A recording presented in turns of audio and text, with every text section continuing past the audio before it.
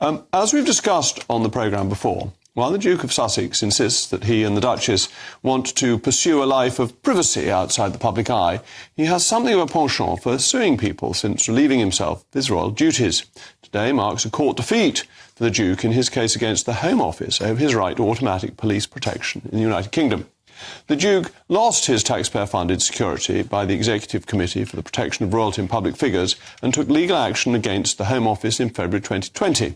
Today, the High Court ruled in favour of the Home Office on the grounds that there was no unlawfulness by the committee in reaching its decision.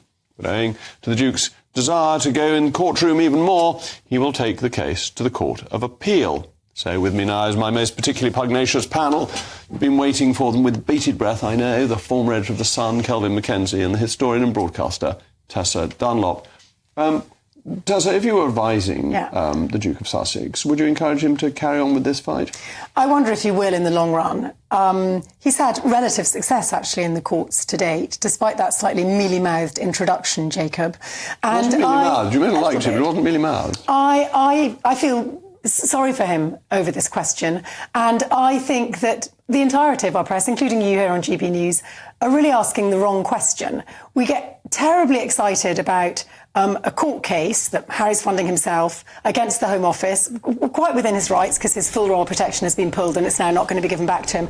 And we never seek to ask how much we spend, how big the security bill is on our royal family. The estimates are it exceeds the sovereign grant. When Freedom of Information Acts are put forward to find out more, they're rebutted. In fact, the Republic took the government to tribunal on this and again were defeated. We don't know. It's a black hole. The funding is enormous, not just for the individuals, many minor roles who've never had a credible security threat, unlike Harry and Meghan, frequently subjected. How do you know that somebody hasn't had a credible security threat? Di Davis, you have no idea. And can I be honest with you? With the royal family, with the kind of people who would blow up Manchester, by the way, and those kinds of people, they are just as likely to pick on somebody small and who needs the protection. For instance, take that Reading Park. Take that Reading Park. There were 3 guys sitting around there. Along comes a guy with a history of terrorism in Libya, and he kills them. How do you know that if you relieve the security of those people who you have no account for,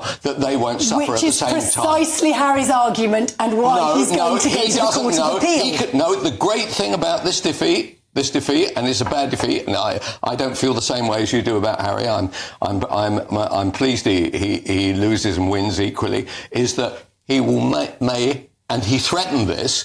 He said, I will have to think about whether I want to bring my family here. And I give him a round of applause because I want him off our payroll, and if he chooses not to come here, then that is a triumph for everybody. Now allow me to turn to the relative fount of reason, relative to you, that is, Jacob Rees-Mogg. And I would suggest, given the optics that surrounded, for example, the memorial service at St George's Chapel this week, when we had Andrew leading the fray, that Harry is sorely missed. If we want our royal family to look inclusive, modern and redemptive, we need to encourage him back into the fold. And I repeat, I know there hasn't been a credible security risk because Di Davis was one of the Royal Protection Officers. In his time, 25 years, he couldn't recall one security risk, and yet we paid royal protection for Eugenie's year off. All the enormous number of palaces have protection paid for by us. The only time I think I've ever agreed with you, it was a shocking picture to see Andrew looking enormously pleased with himself, having a very good laugh with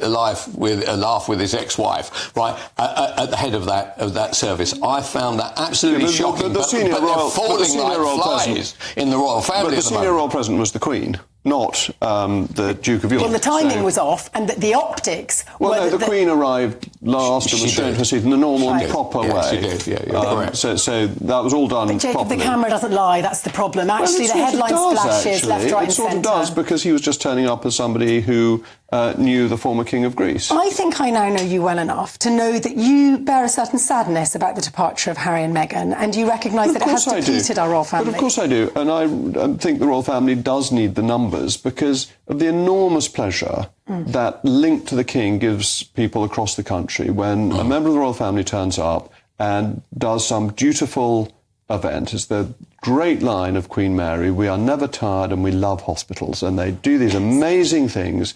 And my admiration for the Princess Royal is enormous because she does this day in, day out. My concern about the Duke of Sussex is he would not do his duty.